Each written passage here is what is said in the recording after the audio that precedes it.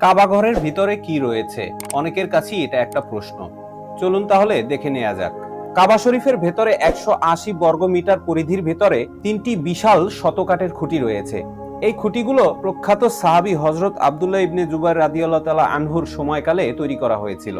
বিভিন্ন সম্রাটের সময় প্রেরিত মূল্যবান উপহার সামগ্রী ঝুলানো রয়েছে কাবাঘরের মাঝ বরাবর। কাবাঘরের মূল প্রবেশদ্বারটি স্বর্ণের তৈরি। এছাড়াও কাবাঘরের আরো একটা দরজা রয়েছে। এক সময় সাহাবীরা এক দরজা দিয়ে প্রবেশ করে কাবাঘরের ভেতরে নামাজ পড়ে অন্য দরজা দিয়ে বের হয়ে যেতেন।